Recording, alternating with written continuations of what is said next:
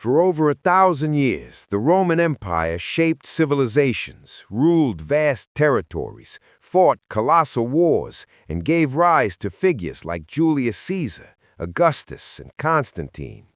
In this video, you'll discover the complete history of the Roman Empire, from the mythical founding of Rome to the fall of the last emperor in the West.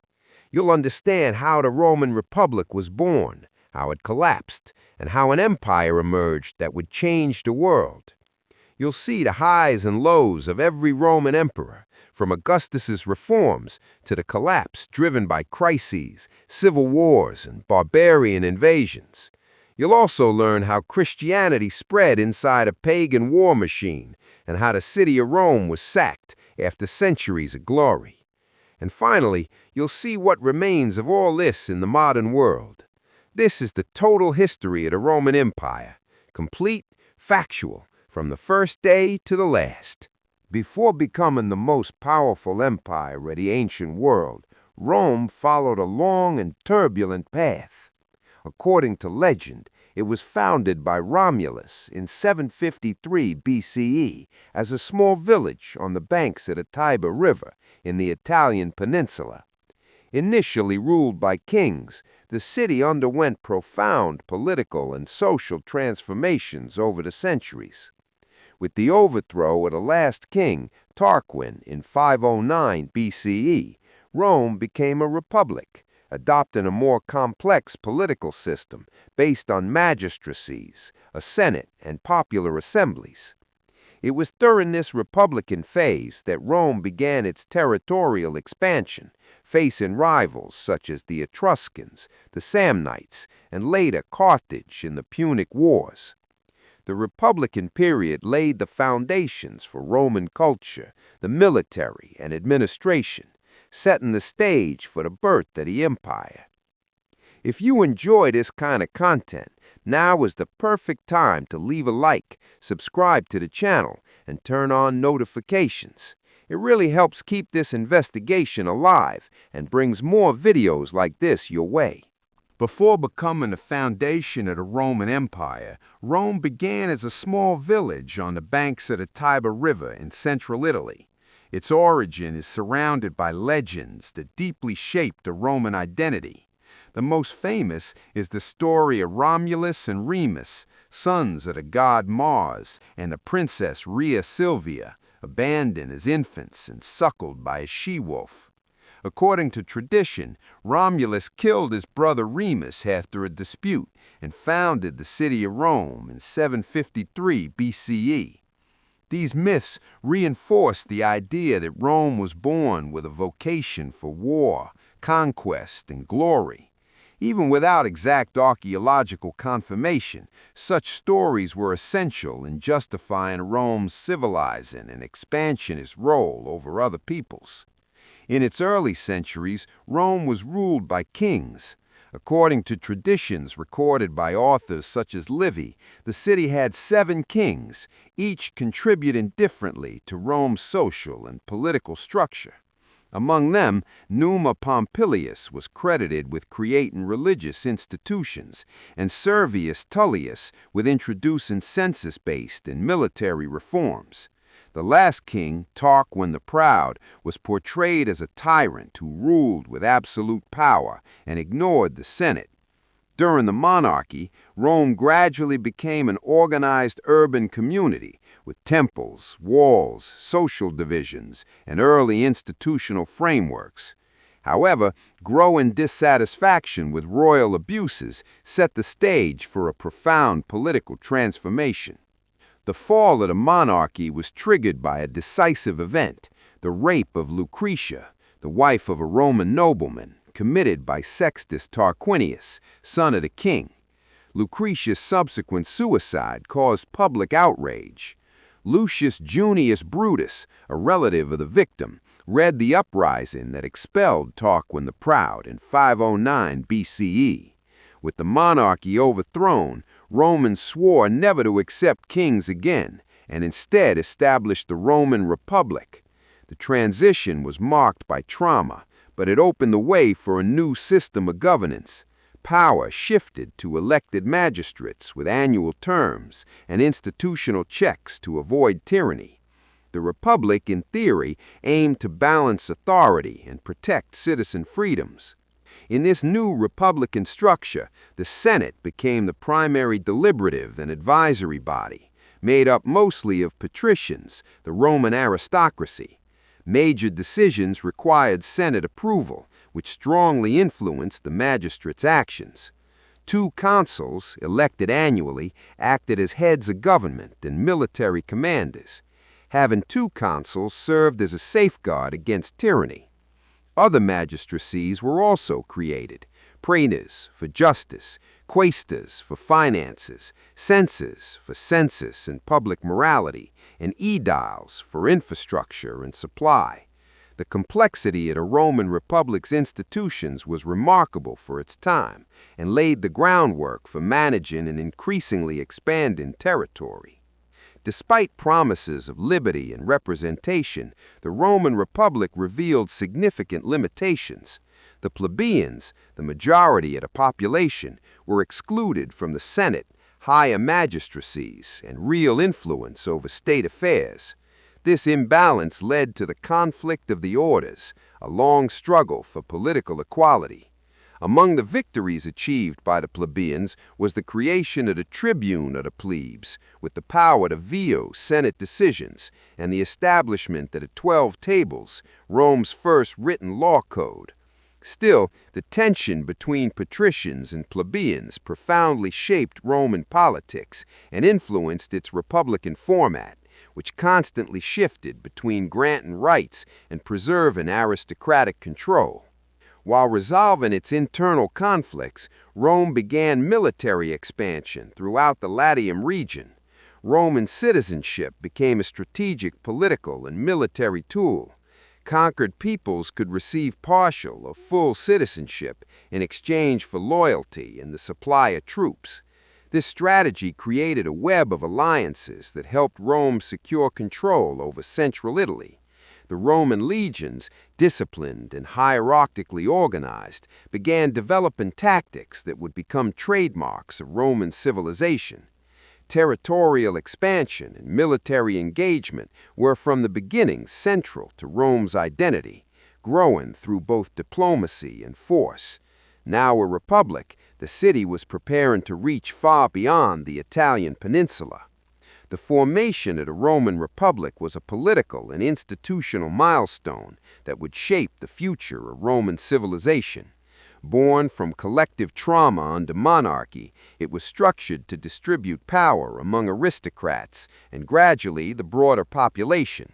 The Roman republican system allowed for some political mobility, but contained seeds of future crises: rivalries among elite families, the use of offices for personal ambition, and the arisal of generals with loyal armies. Rome, no longer ruled by kings but by citizens, entered a new phase of its history. This phase would be marked by territorial conquests, external wars, and internal challenges, laying the path towards what would one day become the Roman Empire. After consolidating its republican structure, Rome began a continuous process of military expansion throughout the Italian peninsula. This movement was not the result of a previously structured plan, but rather a chain reaction to regional conflicts, temporary alliances, and external threats. Initially, Rome sought to protect its territories and trade routes from neighboring peoples, such as the Aequi, Volsci, and Sabines. However, as victories accumulated, the city began to annex territories, subjugate enemy cities, and establish military colonies. The logic of war and conquest became an essential part of republican politics, and expansion came to be seen as a natural path to ensure the security, prestige, and prosperity of Roman civilization. Among Rome's main adversaries during this period were the Etruscans, who had previously exerted great influence over Rome's early kings. The city of Veii, one of the most powerful in Etruria, posed a direct threat to Rome.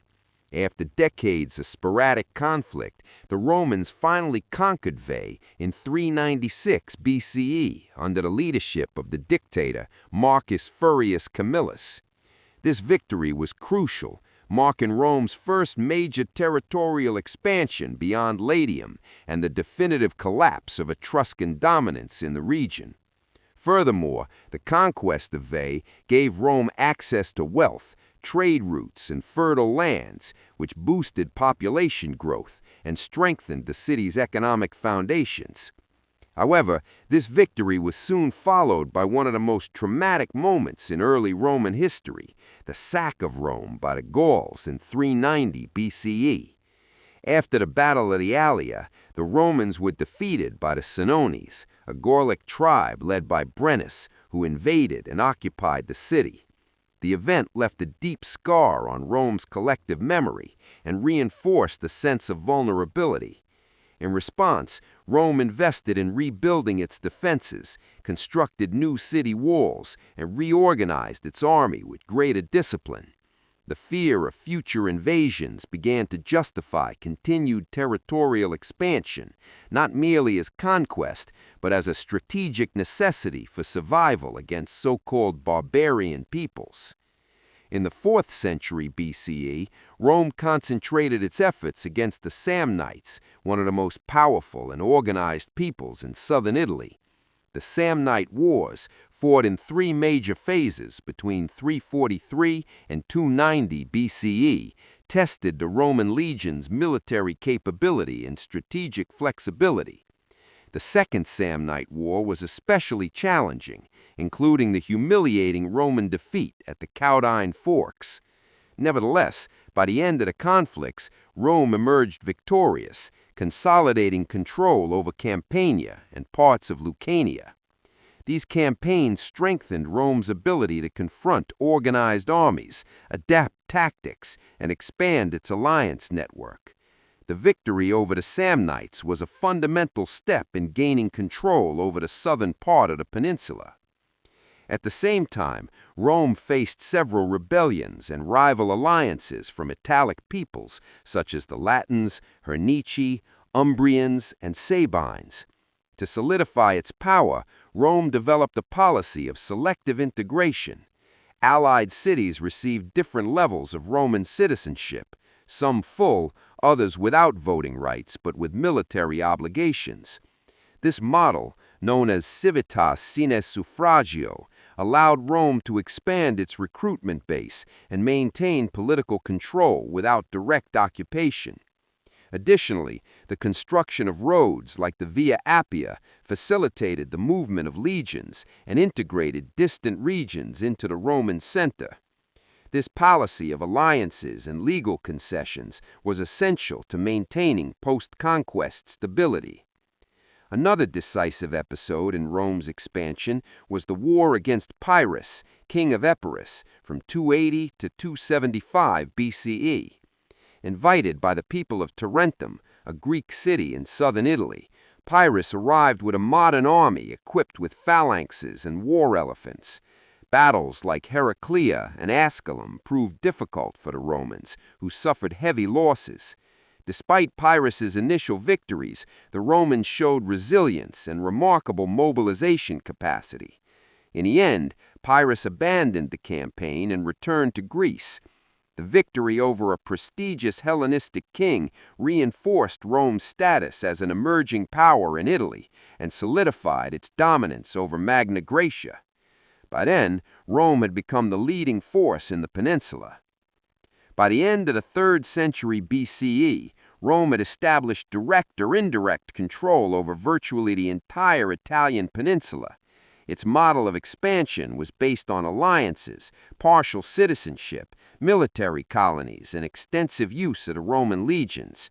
This dominance was not only territorial, but also cultural and administrative, shaping the Roman civilization that would later expand far beyond Italy.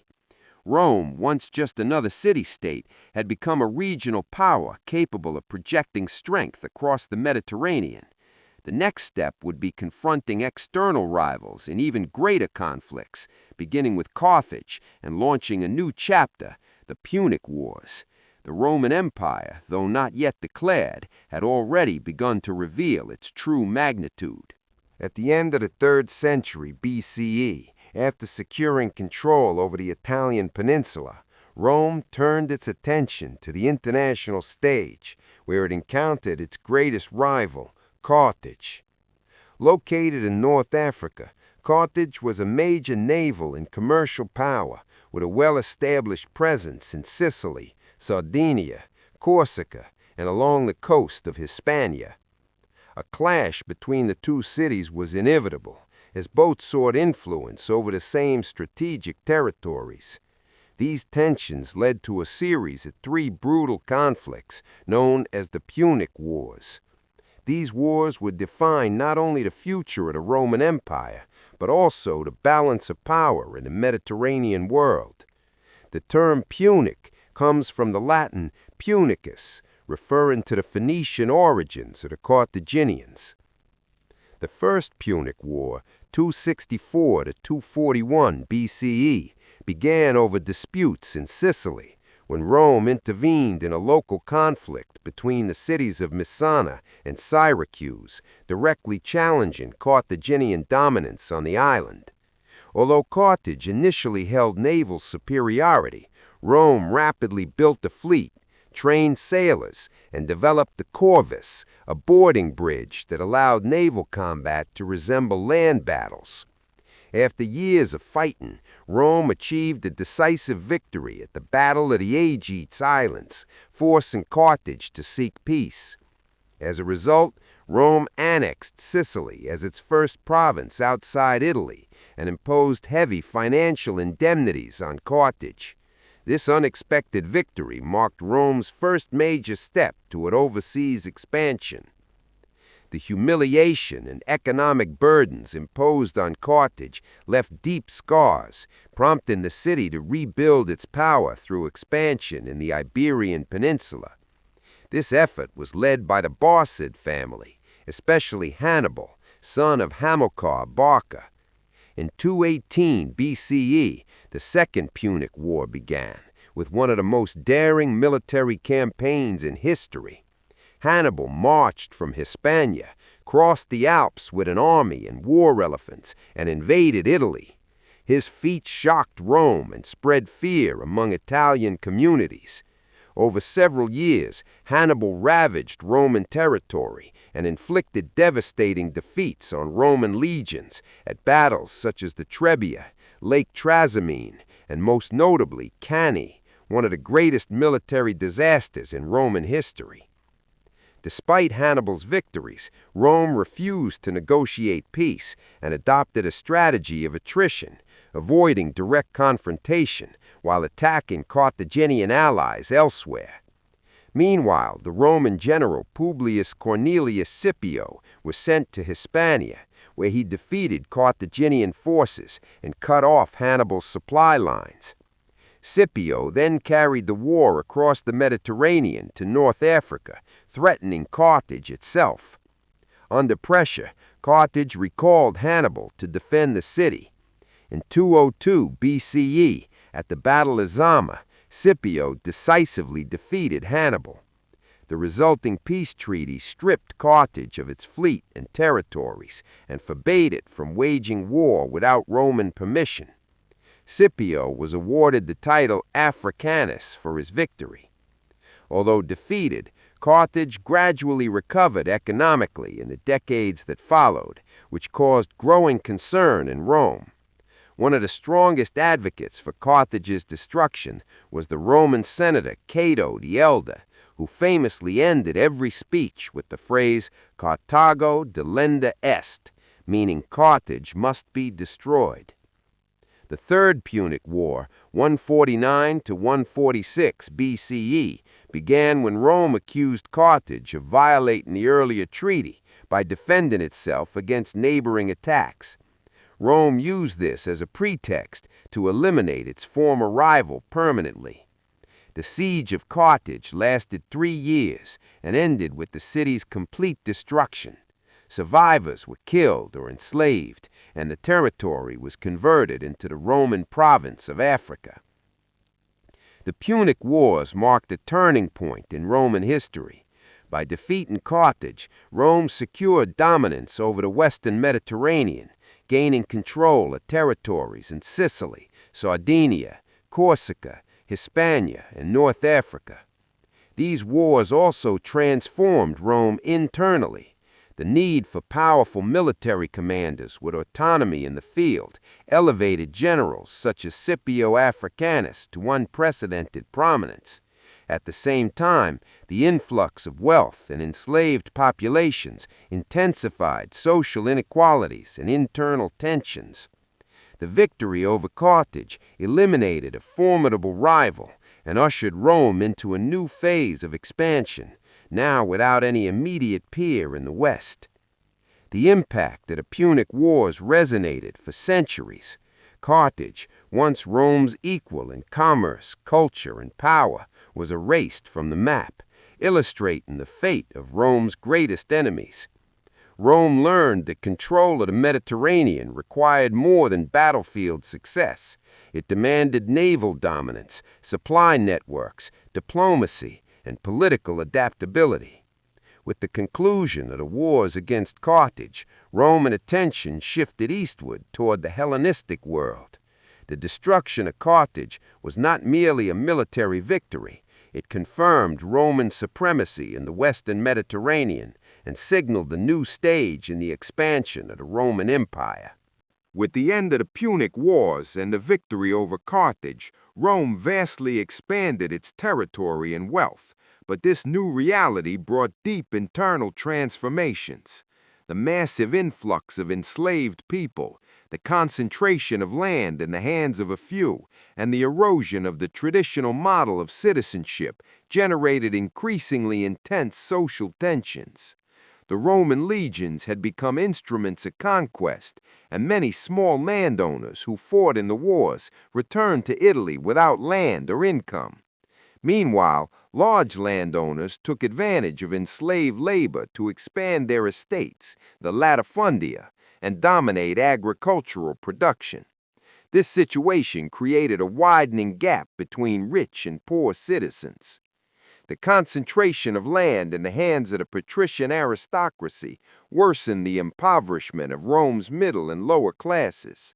Rural areas were depopulated, and large numbers of landless plebeians migrated to Rome, where they lived in precarious conditions, often dependent on state distributions of grain, the annona.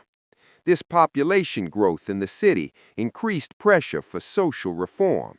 The republican structure, originally designed for a city-state, increasingly proved ineffective in governing an empire. The Senate, dominated by noble families, resisted changes that threatened its privileges. Tensions continued to rise, turning Rome into a volatile environment as popular demands for political voice and access to wealth intensified. In this context, figures emerged who attempted to reform the system from within. The brothers Tiberius and Gaius Gracchus, tribunes of the plebs, proposed agrarian reforms to redistribute public land to poorer citizens. Tiberius, elected tribune in 133 BCE, sought to limit the amount of land a single citizen could hold and redistribute the surplus. Although supported by the populace, he faced fierce opposition from the Senate and was assassinated along with his followers in the same year. A decade later, his brother Gaius revived the reforms and expanded them with proposals that included price controls and citizenship for Italian allies. He too was killed, demonstrating that political violence had become entrenched in republican life. The deaths of the Gracchi marked a turning point in the Roman Republic. The use of force as a response to political dispute became normalized. From that point onward, political conflicts increasingly spilled beyond debate into assassination, exile, and armed confrontation. The failure of the Gracchian reforms intensified polarization between social groups. The populares, who advocated reforms in the name of the people, and the optimates, who who defended aristocratic interests emerged as opposing factions within the ruling elite itself. The streets of Rome became arenas for clashes between armed groups aligned with these factions, further undermining the Republic's stability. The social and political crisis of the Roman Republic were not isolated events, but part of a prolonged process of institutional decay in the face of rapid imperial expansion. The Republic had been designed to govern a city, yet it now struggled to control a vast and diverse empire. Inequality, corruption, political violence, and the militarization of public life eroded confidence in the system. While many Romans still believed in the Republic, the mechanisms to preserve it grew increasingly incompatible with contemporary challenges. Pressured from within and without, the Republican framework moved steadily toward collapse, a collapse that would soon be driven by new leaders willing to overturn the established rules of power. After decades of internal crises, the Roman Republic entered a phase of direct power struggles, marking the beginning of the civil wars. Army reforms and soldiers' personal loyalty to their generals weakened institutional control over the legions. Generals like Gaius Marius and Lucius Cornelius Sulla, once defenders of the Republic, began using it as a stage for personal rivalries. Their conflict ignited a civil war that led to Sulla's seizure of Rome, the strengthening of the Senate, and the weakening of the tribunes of the plebs. This war showed that military force within Rome was no longer a taboo. It had become reality, and political power was increasingly tied to military strength. After defeating Marius, Sulla assumed dictatorial powers and implemented constitutional reforms aimed at restoring the Senate's authority. Although he voluntarily returned power to civil institutions and stepped down, his dictatorship left deep marks on Roman politics. Many began to view dictatorship as a viable solution in times of crisis. With Sulla's death, new power struggles emerged, and two figures gained prominence, Pompey and Crassus. Both were key in suppressing uprisings, such as Sertorius's rebellion in Hispania and the slave revolt led by Spartacus. Despite their rivalry, Pompey and Crassus recognized the benefits of joining forces, and it was in this context that Julius Caesar emerged, a politically ambitious and charismatic leader. In 60 BCE, the three formed an informal alliance known as the First Triumvirate. Pompey contributed military prestige, Crassus provided wealth and financial influence, and Caesar brought popular support and political skill. Together, they controlled the key avenues of Roman power. Caesar was elected consul in 59 BCE and later received command of Gaul, where he conducted successful military campaigns against various Gallic tribes. The Gallic Wars, recorded by Caesar himself in his Commentari de Bello Gallico, not only expanded Rome's territory, but also established Caesar's reputation as an exceptional military leader. These victories earned him immense popularity among the people and his legions, raising concerns among senators and his former allies.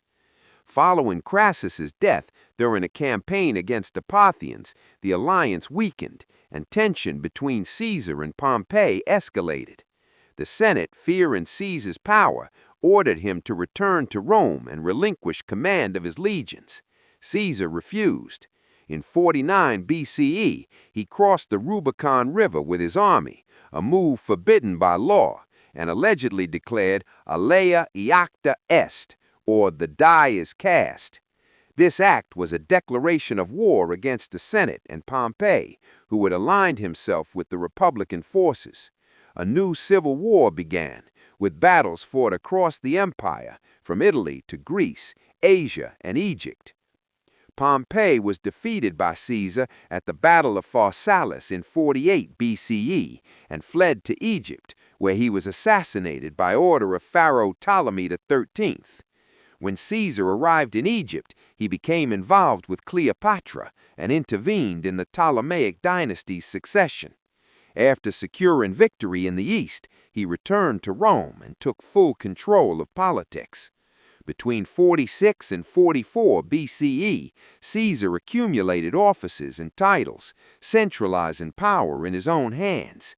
He was appointed dictator for 10 years, then for life. He implemented administrative reforms, granted citizenship to many provinces, and reorganized the calendar, introducing the Julian calendar. His popularity with the public contrasted sharply with the fear he inspired among the senatorial elite. Caesar's concentration of power triggered immediate backlash from defenders of the Republic. A group of senators, led by Brutus and Cassius, conspired to assassinate him. On March 15, 44 BCE, during a session at the theater of Pompeii, Caesar was stabbed to death by over 20 senators. The episode became known as the Ides of March. The conspirators believed they were restoring Republican liberty, but the effect was the opposite. Caesar's assassination plunged Rome into renewed chaos and sparked another wave of civil wars. Caesar Julius's figure, both admired and feared, symbolized the end of the old republic and the birth of a new model of power centered on a single ruler. The civil wars and Julius Caesar's rise revealed that the Roman Republic could no longer contain the personal ambitions growing within its own system. The balance between the Senate, magistracies, and the people was shattered by military logic and the relentless pursuit of prestige. Caesar not only exceeded Republican limits, he demonstrated that Rome could be controlled through charisma and the army. Though assassinated before officially transforming the Republic into an empire, his path made that transformation inevitable. It was the end of an era and the beginning of another, one defined by centralized authority, expansionism, and the rise of the Roman emperors. The assassination of Julius Caesar in 44 BCE did not bring about the return of the Republic as his killers had hoped, but rather ushered in a new and violent period of instability. Brutus and Cassius, the leading conspirators, failed to gain popular support and soon realized that Rome had no desire to restore the old senatorial order. Meanwhile, Mark Antony, a loyal ally of Caesar and consul at the time of his death, stepped in at a power vacuum, rallying troops in the name of vengeance.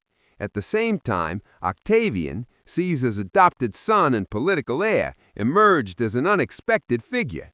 Young and relatively unknown, Octavian surprised many by asserting his rights and gaining support from army veterans and Caesar's former supporters. Tension between Mark Antony and Octavian initially threatened to erupt in a conflict, but they recognized that common enemies still remained: Caesar's assassins. In 43 BCE, the Second Triumvirate was formed, an official and legal alliance between Mark Antony, Octavian, and Lepidus. Unlike the First Triumvirate, this one was sanctioned by the Senate and granted extraordinary powers to restore order. Their first move was to hunt down Caesar's killers. In 42 BCE, Brutus and Cassius were defeated at the Battle of Philippi in Macedonia. After their deaths, the triumvirs divided the Roman territories. Octavian took the west, Antony the east, and Lepidus the province of Africa. But the alliance was fragile, and conflict between them soon became inevitable. Lepidus was quickly removed from power by Octavian, accused of attempting to seize territories in Sicily. This left only two rivals, Octavian and Mark Antony. While Octavian managed affairs in Rome and cultivated his public image, Antony deepened his alliance with Egypt and Cleopatra, queen of the Ptolemaic dynasty.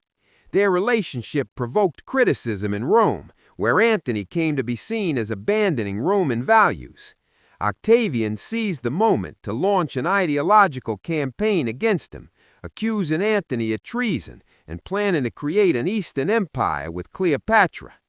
Tensions escalated into open war, culminating in a naval showdown, the Battle of Actium, in 31 BCE, off the coast of Greece. At Actium, Octavian's fleet, commanded by Marcus Agrippa, defeated the forces of Antony and Cleopatra. The couple fled to Egypt, where, surrounded and without hope, they committed suicide the following year. With the deaths of their final rivals, Octavian stood as the sole ruler of Rome. Unlike Caesar, he avoided openly concentrating all power. Instead, he preserved the appearance of republican institutions while controlling them from within. In 27 BCE, he announced to the Senate that he would return his extraordinary powers. The gesture was symbolic. The Senate granted him the title Augustus, and he was recognized as princeps, the first citizen, officially inaugurating the imperial era.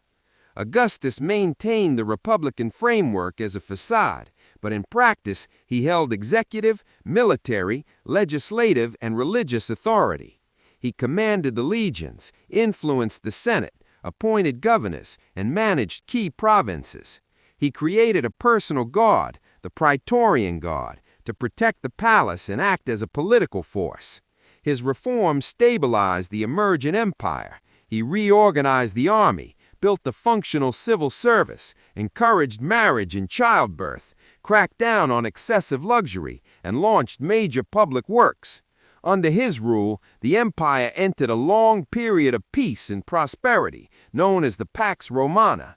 Domestically, order was enforced. Externally, the frontiers were secured by Roman legions. Culturally, Augustus skillfully used art and literature as instruments of power. He surrounded himself with intellectuals like Virgil, Horace, and Livy, who glorified his image and Rome's achievements in works such as the Aeneid, which linked Augustus to the Trojan hero Aeneas. These efforts built a narrative of continuity between mythical Rome, the Republic, and the new regime. Religion was also instrumentalized. Augustus became Pontifex Maximus and promoted the imperial cult as a symbol of unity.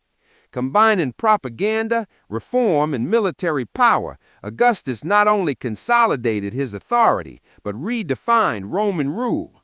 The republican model survived in appearance. Its substance had become imperial. The end of the Republic and the rise of Augustus marked Rome's definitive transition from aristocratic oligarchy to disguised monarchy. The Senate still existed, and elections were held, but all major decisions passed through Augustus. His political skill prevented further civil wars and delivered nearly 50 years of stable governance, an unprecedented feat in Roman history. Upon his death in 14 CE, Augustus left behind a consolidated empire, a functional bureaucracy, and a succession model that future emperors would follow, with variations. The Rome of consuls and an autonomous Senate was gone. In its place stood the Roman Empire, ruled by the emperor. After defeating Mark Antony and Cleopatra at the Battle of Actium, Octavian became the most powerful man in Rome. However, aware of Julius Caesar's fate, he avoided concentrating power overtly. In 27 BCE, he symbolically returned his extraordinary powers to the Senate, which, in response, granted him the title Augustus. From that moment on, Octavian assumed the position of princeps, the first citizen, inaugurating a new political phase known as the Principate. While the republican institutions formally continued to function, all significant decisions passed through his hands.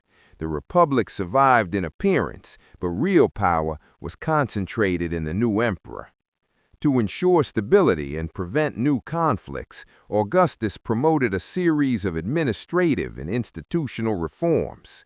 He reorganized the army, maintaining fixed legions at the borders, and securing troop loyalty through regular pay, bonuses, and land distribution after military service. He created the Aerarium Militare, a state fund for veterans' pensions, and established the Praetorian Guard as his elite personal force. At the same time, he reorganized the empire's provinces, distinguishing between senatorial and imperial control. The latter, often more unstable or strategic, remained under his direct authority. In this way, he consolidated his power without provoking open opposition from traditional elites. In the social and moral sphere, Augustus launched a series of reforms aimed at strengthening traditional Roman values. He promoted laws encouraging marriage, penalizing adultery, and stimulating birth rates among Roman citizens. He believed that moral decay was one of the causes of republican instability, and thus sought to restore the ancient customs known as mos maiorum. Additionally, he fought excessive luxury and ostentation, building an image of sobriety and discipline. His own conduct was presented as a model, simple, moderate, and patriotic. In doing so, Augustus not only imposed social control, but also built a solid ideological foundation to legitimize his power as a restorer of Roman order. Culture and the arts were widely used as tools for regime consolidation. Under the patronage of Augustus and his ally Gaius Maecenas, a generation of writers flourished and exalted the new government and Rome's greatness. Poets such as Virgil, with his Aeneid, Horace, and Ovid contributed to the construction of a Roman imperial identity. The Aeneid, in particular, linked Augustus to the Trojan hero Aeneas, legitimizing the new era as the fulfillment of a divine destiny.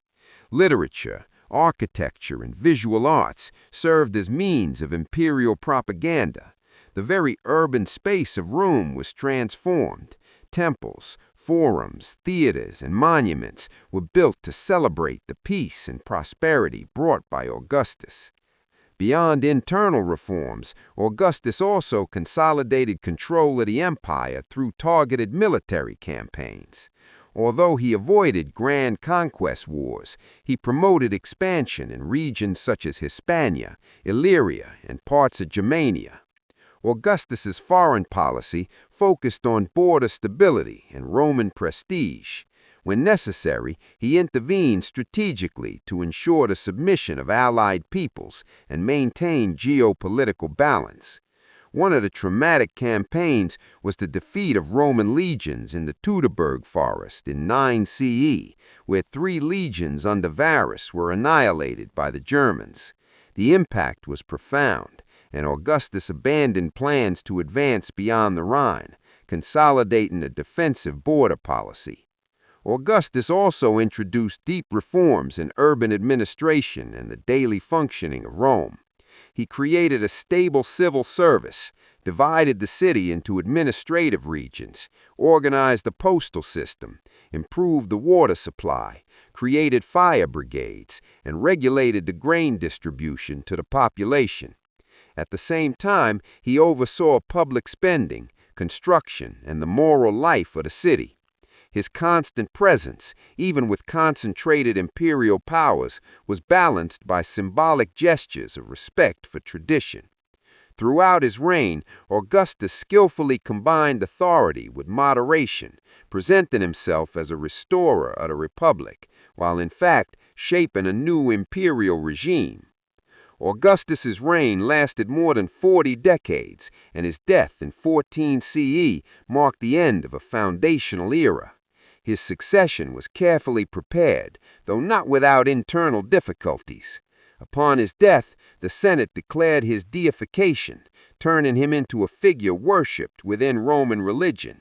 The political model he created, the Principate, would be adopted by his successors, who maintained the republican facade while ruling as emperors. The consolidation of the Roman Empire under Augustus was not only the result of military victories or political maneuvers, but a profound process of state, societal, and identity reorganization. Rome was no longer a republic. It had become the heart of a solid, lasting empire poised to dominate the known world for centuries. With the death of Augustus in 14 CE, a new phase in Roman history began, the succession of imperial power. His successor was Tiberius, his stepson and adopted heir, who assumed the throne without major conflict. Although an experienced military commander, his relationship with the Senate and the population was marked by distrust and distance. Tiberius preserved the administrative structure established by Augustus, avoiding drastic changes and maintaining institutional stability. Over time, however, his rule became increasingly authoritarian, especially after he withdrew from Rome and settled on the island of Capri, leaving much of the day-to-day power in the hands of prefects, such as the feared Sejanus. After Tiberius's death, the throne passed to Caligula, his great-nephew. At first, his accession was welcomed by the population, who saw him as a charismatic and promising figure. However, his reign quickly became a symbol of instability and abuse of power. Caligula adopted extravagant behavior, ordered arbitrary executions, and demanded divine honors, causing discomfort among senators and military officers. His administration descended into an atmosphere of fear and paranoia, culminating in his assassination by members of the Praetorian Guard in 41 CE. This episode demonstrated that despite the emperor's absolute authority, stability still depended on the support of military and administrative elites. The next emperor, Claudius, was chosen by the Praetorian Guard itself, marking an important moment in the consolidation of the army's role in imperial politics.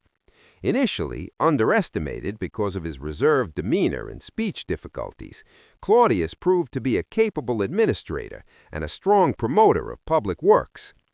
During his reign, Rome expanded its frontiers, most notably through the conquest of Britannia.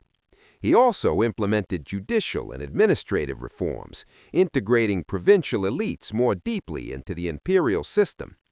Although he faced palace intrigues and conspiracies, Claudius maintained order and strengthened the governing model created by Augustus. Claudius was succeeded by his adopted son, Nero, whose reign can be divided into two distinct phases. In its early years, under the influence of advisors such as the philosopher Seneca and the prefect Burrus, Nero pursued moderate and popular policies.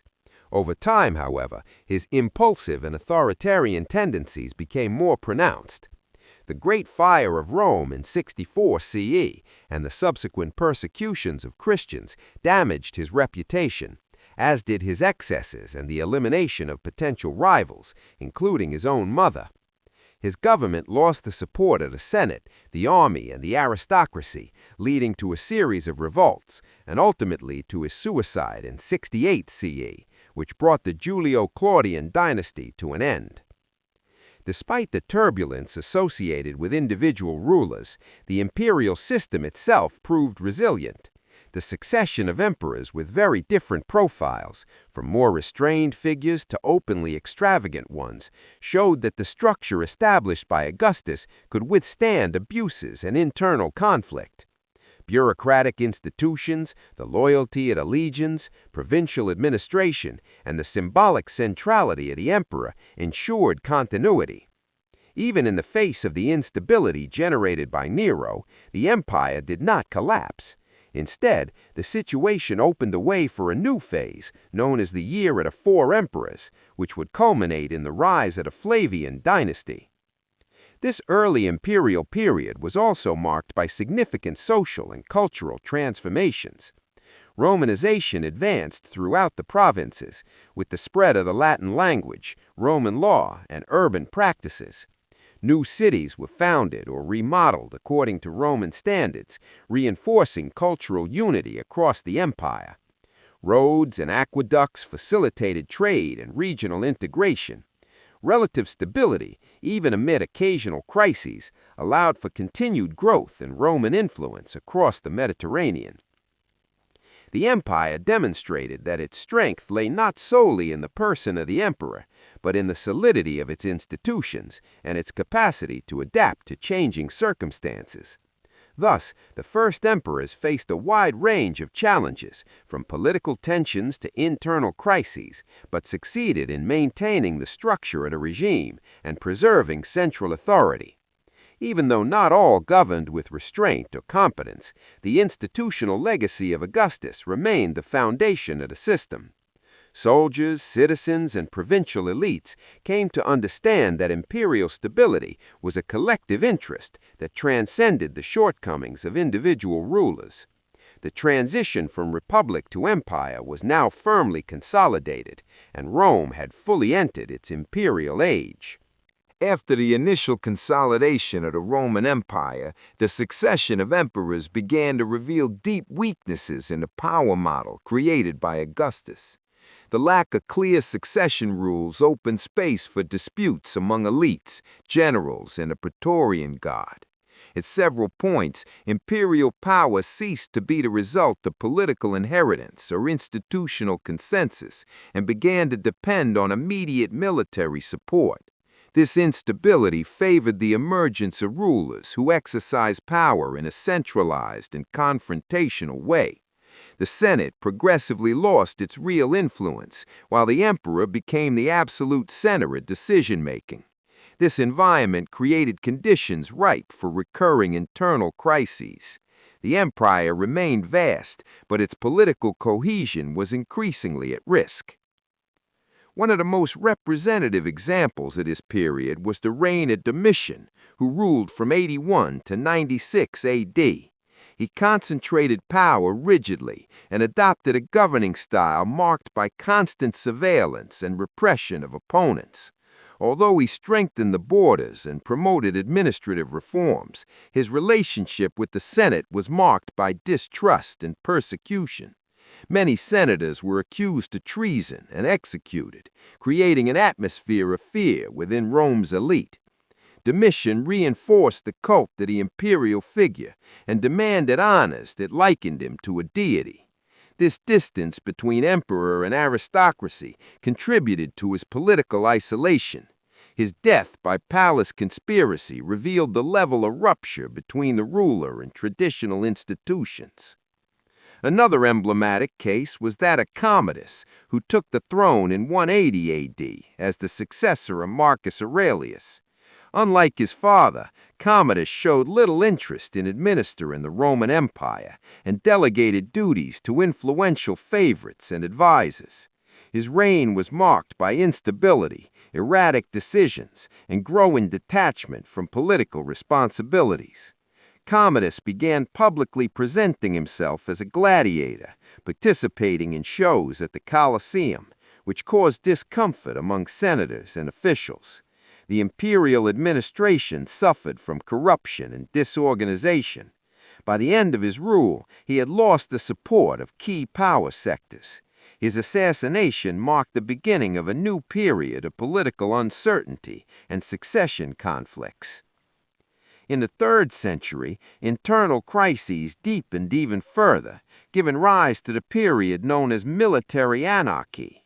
For about 50 years, the Roman Empire had dozens of emperors, many of them proclaimed by their own legions. Imperial power became unstable and short-lived, often decided on the battlefield. One of the most controversial rulers of this period was Elagabalus, who ruled from 218 to 222 AD. Young and inexperienced, he broke with traditional religious practices and promoted Eastern cults in Rome. His political and religious decisions caused estrangement among the Roman elite. The loss of military support quickly led to his deposition and death. These controversial emperors directly contributed to the weakening of the central authority. The figure of the emperor, once a symbol of stability and continuity, became associated with instability and conflict. The Senate, already weakened, became increasingly irrelevant in actual decision-making. The military assumed a decisive role in politics, directly interfering in the appointment and removal of rulers. Meanwhile, the economy faced difficulties such as inflation and currency devaluation. The imperial administration became more burdensome and less efficient. These combined factors worsened the sense of crisis within the Roman Empire.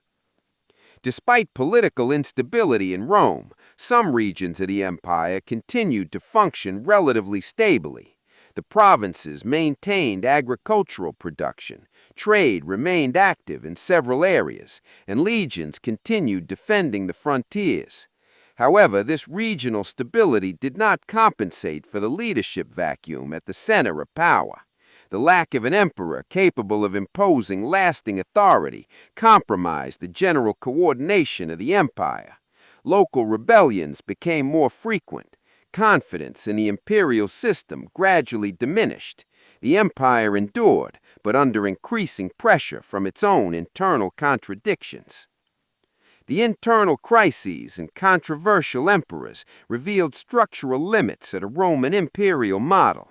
The extreme concentration of power, without clear mechanisms of control or succession, facilitated the rise of unprepared or unstable rulers. More than external threats, it was internal conflicts that placed the Roman Empire at risk during this period. Still, the system did not collapse immediately. New leaders would emerge with proposals for reorganization and deep reforms. The empire was heading toward a significant transformation, one that aimed to address the weaknesses exposed by these decades of instability. After Nero's suicide in 68 AD, the Roman Empire plunged into a succession crisis known as the Year of the Four Emperors. Galba, Otho, and Vitellius fought for the throne amid civil wars, but it was Vespasian, an experienced general from the east, who ultimately secured power. In 69 AD, he founded the Flavian dynasty, ushering in a new era of stability and reconstruction. Vespasian did not come from the traditional aristocracy, which symbolized an important shift. Imperial power could now be earned through military merit and popular support, not just noble lineage. This new model helped restore confidence in the imperial system after the excesses and scandals of the Julio-Claudian dynasty. Vespasian was a pragmatic ruler, focused on restoring the empire's finances and administrative order. After years of turmoil, the state treasury was depleted, and the emperor implemented a series of fiscal measures to regain control. Among them, he created new taxes and reformed the collection system, actions that drew criticism but yielded tangible results. During his reign, construction at a Colosseum began, symbolizing Rome's power and its ability to rise again after decline. He also strengthened the borders, reorganized the military, and reinforced the emperor's authority over the Senate. Although he lacked charisma, Vespasian laid the groundwork for a stable succession. His son, Titus, who assumed the throne in 79 AD, had a short but remarkable reign. Two catastrophic events marked his rule: the eruption of Mount Vesuvius in 79 AD, which destroyed Pompeii and Herculaneum, and a major fire in Rome the following year. Titus's response to these tragedies was seen as compassionate and effective. He mobilized resources, aided survivors, and financed the reconstruction of affected areas. This empathetic approach bolstered his reputation as a fair and benevolent emperor. His reign also saw the inauguration of the Colosseum with grand festivals and games, reinforcing the empire's image as a center of spectacle, order, and prosperity. Despite ruling for just 2 years, Titus earned widespread admiration and was deified after his death. Domitian, Titus's brother, took the throne in 81 AD with a very different approach. His rule was marked by strong authoritarianism, constant surveillance, and repression of dissent. He further centralized imperial power, diminished the Senate's influence, and persecuted opponents, generating resentment among the Roman elite. Nonetheless, Domitian implemented significant administrative reforms, stabilized the currency, enhanced public service, and kept the frontiers secure. His building program was extensive, beautifying Rome and strengthening his image as an absolute ruler. He promoted a cult of personality, demanding to be addressed as Lord and God, which distanced him even further from republican traditions. Though efficient in many respects, his reign was overshadowed by fear and ended with his assassination in 96 AD. The Flavian dynasty marked a significant shift in Rome's leadership model. By breaking with the old aristocratic lineages and rising through merit and military support, the Flavians demonstrated that the empire could renew itself after crisis. At the same time, they reinforced the centralization of power in the emperor's hands, gradually diminishing the autonomy of traditional institutions like the Senate. This new balance allowed for tighter control over the provinces, tax collection, and the army, all essential pillars of imperial stability. Despite internal tensions, the dynasty restored faith in the emperor as the protector of Rome's order and prosperity. The succession between the three Flavian emperors also demonstrated relative stability, a rarity in Rome. The peaceful transitions between Vespasian, Titus, and Domitian showed that with planning and the right support, it was possible to avoid the typical succession clashes. This helped cement the idea of dynastic continuity as a guarantee of stability, key to keeping the vast empire unified. Despite having different personalities and leadership styles, all three preserved and strengthened the institutional legacy left by Augustus. The Flavian dynasty thus served as a bridge between the instability of the first century and the more refined governance models of the second. With the end of the Flavian dynasty, a new sequence of leaders emerged, beginning with Nerva, who would initiate the era of the so-called adoptive emperors. But the Flavians' legacy endured, the strengthening of imperial power, restoration of internal order, and reaffirmation of Rome's role as the absolute center of the known world. The dynasty not only recovered stability after a turbulent period, but also showed that the empire was resilient and capable of reinventing itself. Once again, Rome had proven that its strength lay not only in its legions or wealth, but in its ability to reorganize power and preserve the grandeur of its name. The territorial peak of the Roman Empire occurred during the reign of Emperor Trajan between the years 98 and 117 AD. During this period, Rome reached its greatest geographical extension, covering about 5 million square kilometers. The empire stretched from the Atlantic Ocean in the west to the Persian Gulf in the east, and from the Sahara Desert in the south to the borders of Scotland in the north. This vast territorial reach was the result of centuries of progressive military conquests and the administrative skill of emperors who managed to consolidate and integrate diverse regions. The Roman imperial project, therefore, reached a point where it ruled not only by force, but also through an efficient political and cultural system. Trajan's main conquest was Dacia, in the present-day region of Romania, whose annexation required intense military campaigns and was celebrated with grand monuments such as Trajan's Column. The victory over the Dacians not only expanded Roman borders, but also secured access to vast mineral resources, such as gold from the mountains of Transylvania, strengthening the empire's treasury. In addition, Trajan launched campaigns against the Parthians, temporarily conquering important cities like Ctesiphon, the Parthian capital. During his rule, new provinces such as Armenia, Mesopotamia, and Assyria were created, though some of these were abandoned after his death. To sustain such a gigantic empire, Rome developed an advanced infrastructure based on an extensive network of paved roads, aqueducts, ports, and logistics systems. These routes facilitated the rapid movement of troops, trade, and administration across the provinces. The borders were protected by permanent military garrisons and fortifications known as limes. In northern Britannia, Emperor Hadrian ordered the construction of a massive wall to mark the limits of Roman rule and protect the region from barbarian invaders.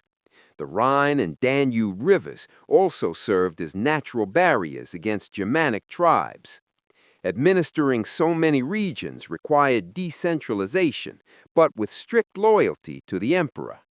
Each province was governed by an official appointed by Rome, responsible for collecting taxes, enforcing the law, and maintaining order. Cultural integration was reinforced by the use of Latin and Greek as official languages, the dissemination of Roman law, and the presence of standardized public institutions in all cities. The imperial cult also symbolically unified the empire's peoples, presenting the emperor as a divine or semi-divine figure, which increased the sense of belonging and respect for central authority. The empire's peak was also reflected in urban life and cultural flourishing. Cities like Ephesus, Antioch, Alexandria, Leptis Magna, and even smaller cities in Gaul, Hispania, and African provinces featured theaters, baths, arenas, forums, and temples modeled after Rome. Architecture, engineering, and the arts were thriving, with mutual influences between local peoples and Roman culture. Commerce was vibrant, with maritime routes crisscrossing the Mediterranean, transporting goods such as grain, olive oil, wine, textiles, and spices, ensuring economic stability and supplies for the major metropolises. However, this gigantic empire was already beginning to show internal limitations. The cost of maintaining so many provinces and borders was high, requiring large armies and constant tax collection. Moreover, cultural diversity, although enriching, also brought tensions, especially when groups resisted Romanization or sought to preserve local traditions. The balance between the center and the fringes of the empire depended on the skill of the emperor and political stability, factors that would begin to deteriorate in the following decades. Thus, the territorial peak of Rome was both its greatest glory and a harbinger of future challenges.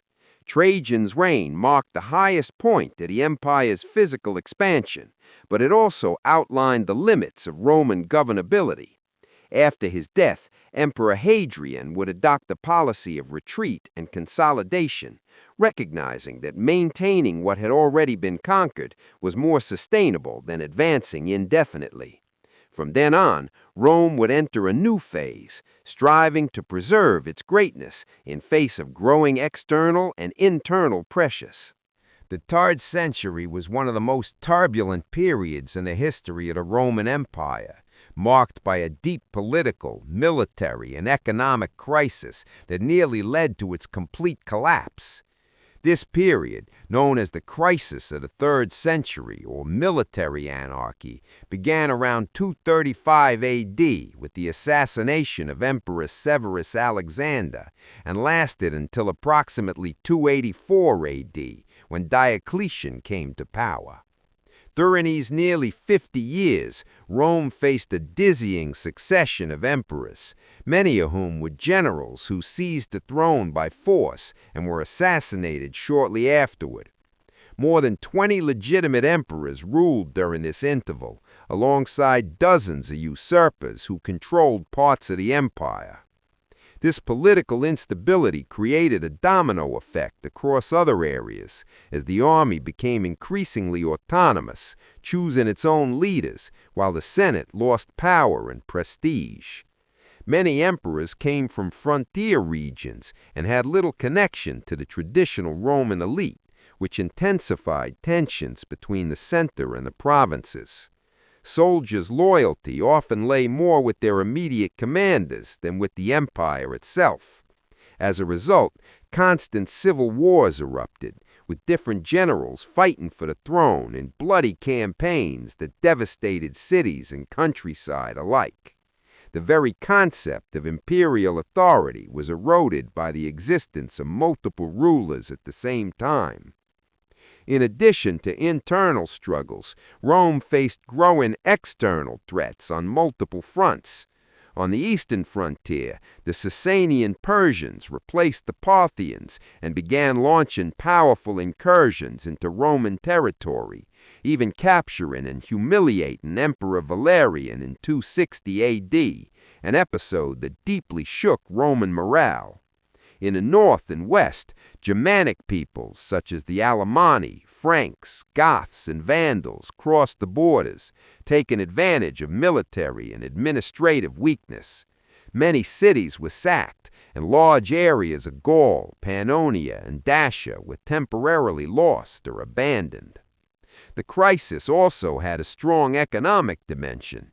To finance military campaigns and pay ever-growing armies, emperors increasingly debased the currency, reducing the precious metal content of coins, which led to inflation and currency devaluation. This undermined trade, reduced purchasing power, and weakened tax collection. The Roman countryside suffered from labor shortages, worsened by recurring epidemics, and many farmers abandoned their lands. Transportation and supply systems that sustained large cities collapsed in several regions. In some areas, the empire reverted to a near-subsistence economy. The result was the fragmentation of imperial power. Between 260 and 274 AD, two breakaway states emerged: the Gallic Empire, controlling much of the western provinces, and the Palmyrene Empire, dominating Syria, Egypt, and parts of Asia Minor. Each had its own armies, rulers, and administrative structures, functioning almost independently. A series of military and diplomatic campaigns was required to reunify the empire under Emperor Aurelian, who restored much of the territory before being assassinated. The fragility of this reunification showed that the empire had changed in irreversible ways. Despite the chaos, the period also revealed the remarkable resilience of Roman structures. Many cities continued to function, some provinces maintained agricultural production, and certain administrators preserved local order even without direct support from Rome. Traditional religion began to lose ground to Eastern cults and to Christianity, which gained increasing numbers of followers, especially among the poor and marginalized. This spiritual transformation would become a defining feature of the centuries that followed. Moreover, experiments in decentralization and economic reforms during the crisis laid the groundwork for the more radical measures later implemented by Diocletian and Constantine. By the end of the crisis, with the rise of Diocletian in 284 AD, the empire was exhausted but still standing. The crisis of the 3rd century revealed that Rome was no longer the invincible and cohesive empire of the days of Trajan and Hadrian. It now required a new political structure, new models of authority, and an administration better adapted to the complexity of its vast territory. From this realization emerged a new phase of Roman history, the late empire, marked by innovative solutions to old problems, but also by the signs of ruptures that would become irreversible in the centuries to come. After the near-total collapse of the 3rd century, the Roman Empire began a process of rebuilding under new structures initiated by Diocletian and deepened by Constantine. These so-called late reforms were direct responses to the crisis, centralizing, militarized, and with a strong religious dimension. Diocletian had instituted the Tetrarchy, a system with 2 Augusti and 2 Caesars to govern parts of the empire. Although the model quickly collapsed, it pointed to a new path: administrative division as a form of control and survival. When Constantine rose to power in 306 AD, he maintained the idea of reorganization, but under his own unified rule, consolidating himself as the new absolute lord of Rome. Constantine was one of the most politically skilled emperors in all Roman history. After defeating his rivals in the long civil war, including the famous battle at the Milvian Bridge against Maxentius in 312, he initiated a series of profound reforms. He restructured the army, increasing the number of mobile troops, comitatenses, to respond quickly to frontier threats, while maintaining fixed forces, limitanae, along the borders. Administratively, he reduced the power of the old provinces and created dioceses and prefectures, overseen directly by loyal officials, reducing regional autonomy and ensuring greater centralization of imperial authority. On the economic front, Constantine sought to stabilize the empire after centuries of inflation and currency devaluation. He created the solidus, a new gold coin that would become the foundation of the Roman and later Byzantine monetary system for over 1,000 years. This measure restored trust in commercial transactions and allowed for tighter control of tax collection. At the same time, he imposed strict tax reforms, setting taxes by region, profession, and agricultural production. This brought stability, but also imposed a heavy burden on the lower classes and small landowners, leading to a quasi-feudal system in some regions. In the religious sphere, Constantine was responsible for the most significant change in Rome's history, the legalization and eventual favor in Christianity. With the Edict of Milan in 313, he guaranteed religious freedom, ending the persecutions against Christians. Over time, he began to grant privileges to the church, such as tax exemptions, land donations, and legal power. Although he did not make Christianity the official religion, he paved the way for that transition. By convening the Council of Nicaea in 325, he demonstrated his intent to unify the faith under imperial direction, establishing dogmas and combating heresies like Arianism. The Christian faith began to intertwine with state power. Additionally, Constantine made a decision that would shape the destiny of the empire. He founded a new capital. In 330 A.D., Constantinople was inaugurated, built upon ancient Byzantium, strategically positioned between Europe and Asia. The new city symbolized a break from Rome's pagan past and the rise of a new imperial model, more Eastern, Christian, and bureaucratic. Constantinople featured palaces, forums, churches, walls, and all the grandeur of ancient Rome, but oriented toward the future. Its foundation reflected not only a geographic shift, but also a cultural, economic, and spiritual transformation within the empire. With these transformations, imperial power became more absolutist, almost divine. The emperor came to be treated as a sacred, untouchable figure with a rigid and distant ceremony. The administration grew in size and complexity, with numerous officials and departments. The reforms brought relative stability and ensured the empire's survival for another century in the West and for over 1,000 years in the East. However, they also crystallized inequalities in a caste-like professional system, limiting social mobility and generating future tensions. Roman society was changing profoundly. Constantine's era was therefore a turning point. The structures of the high empire had been replaced by a new imperial order, hierarchical, militarized, and Christianized. The Roman Empire, though still powerful, was no longer the same as under Trajan or Augustus.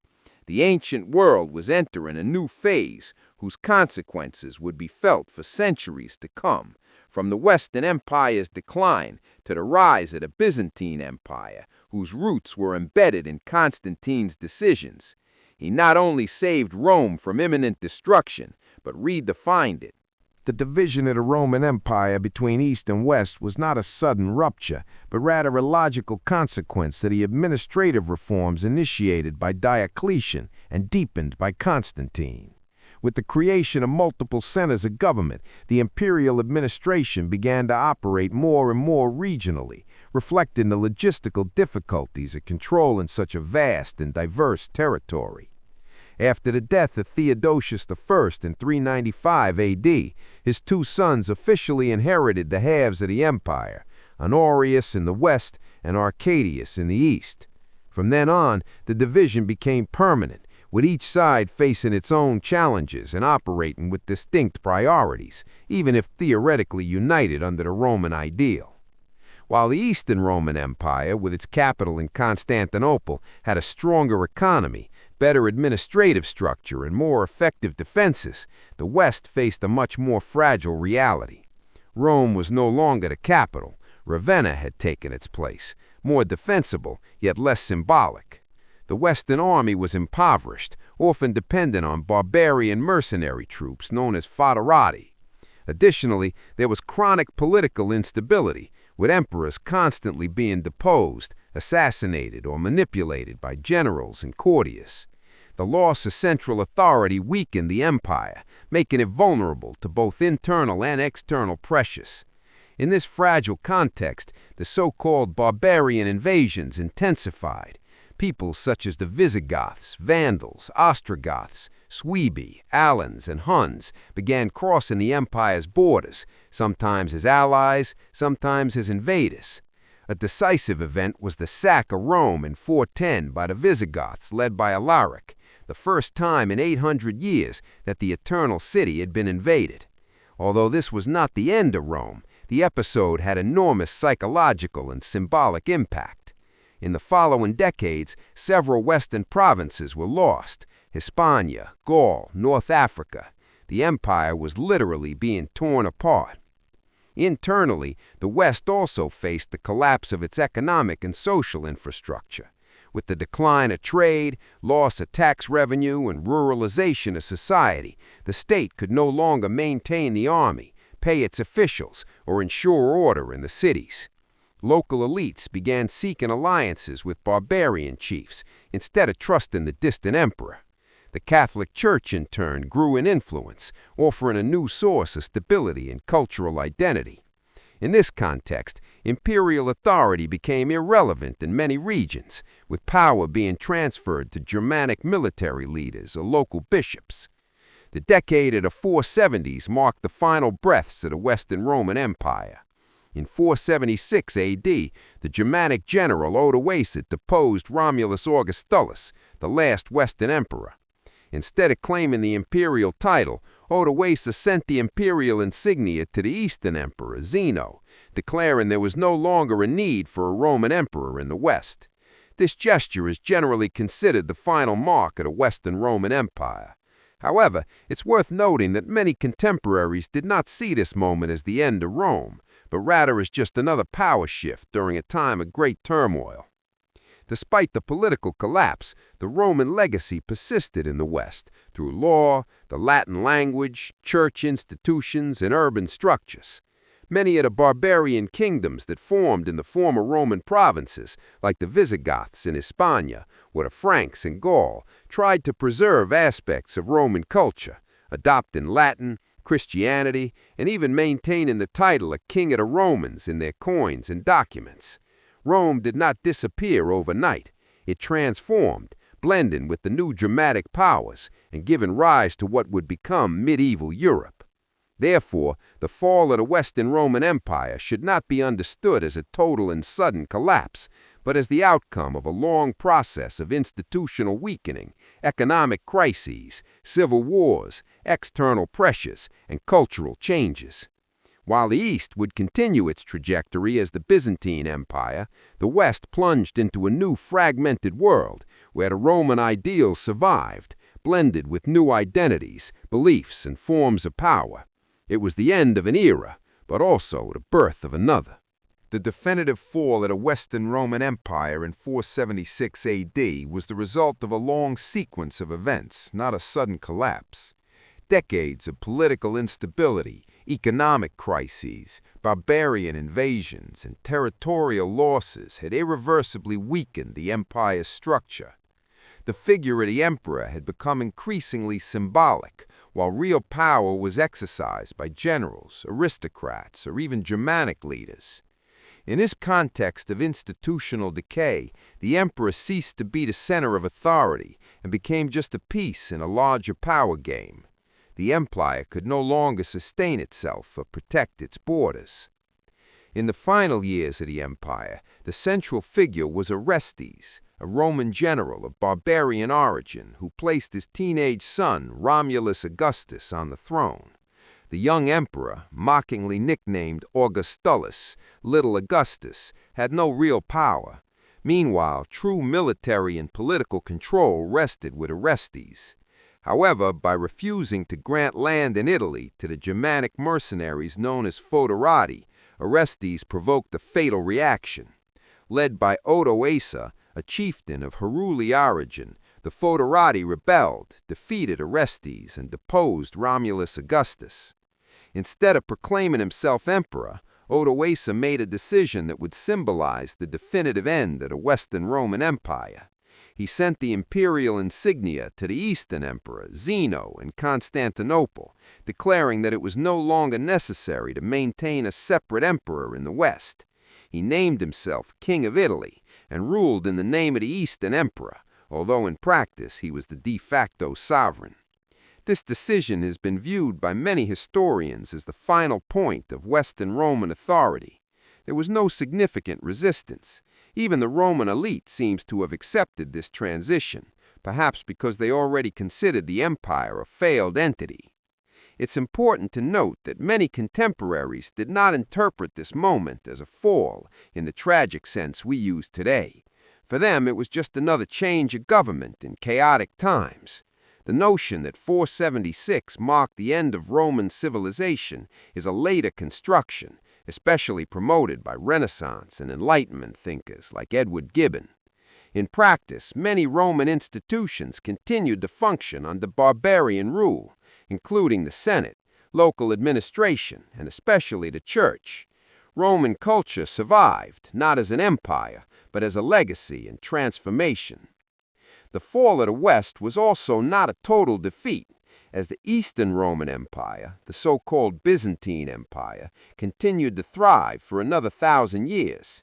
With its capital in Constantinople, the East preserved many of the administrative, legal, and cultural structures of the old empire, while developing a new Christian identity deeply connected to Greco-Roman traditions. It was from the East that the first attempts to restore Roman authority in the West emerged, such as during the campaigns of Emperor Justinian centuries later. Thus, the end of Rome was in reality a shift in center, not a complete disappearance. Nonetheless, the deposition of Romulus Augustus marked a paradigm shift. The provinces of the West were gradually transformed into autonomous Germanic kingdoms, the Visigoths in Hispania, the Franks in Gaul, the Ostrogoths in Italy, and the Vandals in North Africa. These kingdoms retained some Roman traits, but they operated under different logics, based on military leadership, tribal loyalties, and alternative Christian religions such as Arianism.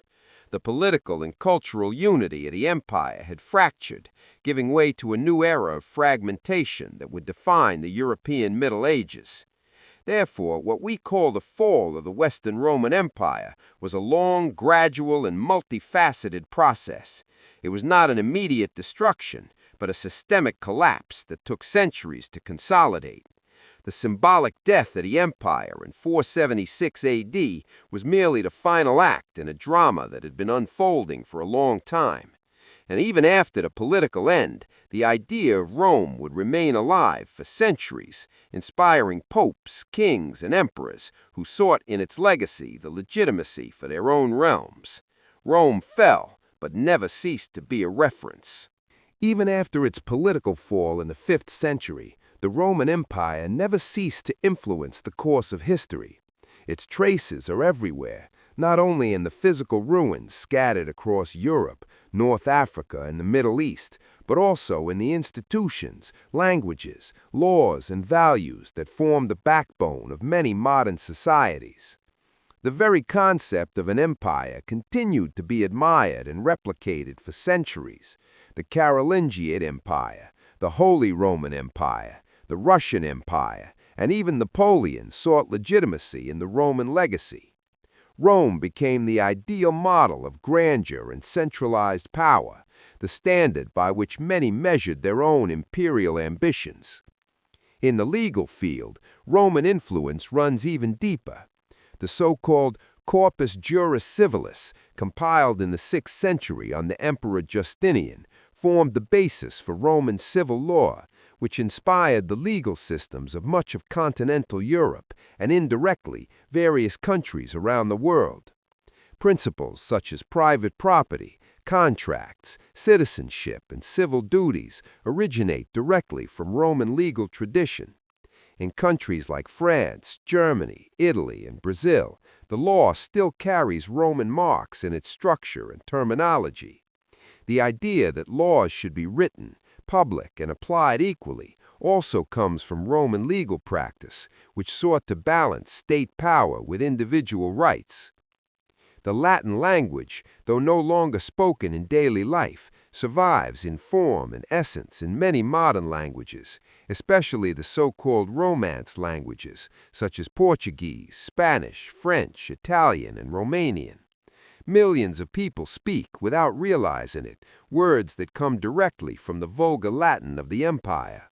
Furthermore, Latin remains the official language of the Catholic Church and is widely used in scientific, medical, and legal terminology. The standardization of documents, grammatical logic, and even the structure of literacy are inheritances of Roman linguistic tradition that continue to shape modern education. In architecture and engineering, Rome established standards that endure to this day.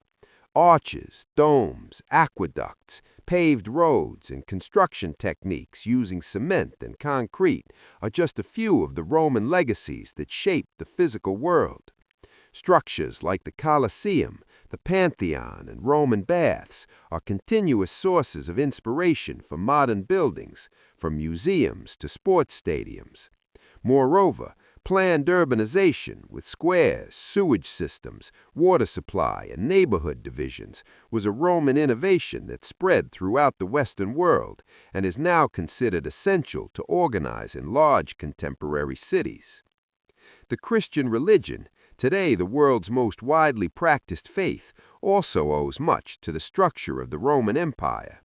It was within Rome that Christianity solidified, was officially recognized, and then disseminated through its roads, provinces, and urban centers. The very organization of the Catholic Church, with its hierarchy, administrative centers, ecclesiastical liturgy, and political influence, was shaped in the image of the Roman imperial model. The Pope, as the Church's central figure, is often seen as a symbolic heir to the Roman throne, keeping Rome as the spiritual capital of the West even after the empire's fall. Beyond formal institutions, Roman thought on citizenship, the republic, civic duty, rights, and liberty deeply influenced the political development of the Western world. The Renaissance rediscovered and reinterpreted classical authors like Cicero, Seneca, and Tacitus, whose ideas echoed in the Enlightenment ideals and the liberal revolutions of the 18th and 19th centuries. The very notion of a republic with a senate, elections, and representation was inherited from ancient Rome and served as a model for modern democracies. Thus, even today's political systems carry in their DNA the Roman impulse for order, stability, and legitimate authority. Finally, the collective imagination about Rome remains alive in popular culture. Films, series, books, video games, and even commercial brands constantly evoke images of glory, decadence, battles, and palace intrigues associated with the empire. Rome has become more than just a historical civilization. It is a universal symbol of power, ambition, civilization, and collapse. The fact that we still discuss Rome with such fascination and reverence millennia after its fall shows that its legacy has transcended time. The empire may have fallen, but Rome, in many ways, never truly ended. It merely changed shape and continues to live on in nearly every aspect of the modern world. The history of the Roman Empire is one of the most vast and impactful ever recorded by humanity. Over the centuries, Rome grew from a rustic village on the banks of the Tiber into the center of a vast world where millions were influenced by its culture, laws, architecture, and vision of power. Its trajectory was marked by brutal wars, bold reforms, charismatic emperors, and deep crises. Each phase, from monarchy to republic, and from republic to empire, revealed new layers of ambition, instability, and brilliance. At its peak, Rome seemed invincible, but like all great powers in history, Its decline was inevitable. It was not a sudden fall, nor caused by a single factor. Rome's collapse was a long and multifaceted process involving internal decay, external pressures, economic changes, and deep cultural transformations. Institutional corruption, currency crises, political instability, and civil wars prepared the ground. Barbarian invasions only completed an already weakened picture. Every decade without effective solutions only accelerated the end. Yet even in ruins, Rome left behind seeds that would flourish in new forms of social organization and power. The figure of Constantine, for example, represents the last breath of centralization and hope for unification. The division between East and West, though originally a strategy for better administration, ended up accelerating the collapse of the western part. Constantinople would survive for many centuries as the Byzantine Empire, while Rome, the eternal city, would witness the crumbling of its own foundations. From 476 A.D., with the deposition of Romulus Augustulus, an era was symbolically brought to a close. But the fall of the Western Roman Empire did not mean the disappearance of its legacy. Rome's legacy is visible even today in the Romance languages, modern legal systems, republican forms of government, administrative institutions, calendars, roads, and even the way we build cities. Ideas of citizenship, law, monumental architecture, and even Christianity, which consolidated during the imperial period, are direct fruits of this civilization. Rome not only built the territorial empire, but shaped mindsets that transcended time and continents. Even after its fall, it continued to live on, reinvented in medieval kingdoms and Renaissance ideals. More than just a civilization, Rome became an idea. Many have claimed its name, from the Holy Roman Empire to Tsarist Russia, which called itself the Third Rome. Its influence lingers over the West like a powerful echo from the past. To understand Rome is not just to observe ancient ruins, but to investigate the roots of the modern world. Everything that came after it somehow dialogues with its greatness, its mistakes, and its teachings. It's as if the Roman Empire still lives in our culture, albeit in new forms. To conclude the story of Rome, therefore, is more than just talking about its destruction. It is to recognize that its end was not a total disappearance, but a transformation. Rome never completely vanished. It spread, evolved, and was reinterpreted throughout the centuries. Every page of this journey, from the mythical founding to the political collapse, teaches us something about power, ambition, error, and endurance. To study Rome is, in a way, to study ourselves, for we are surrounded by its marks, whether we realize it or not.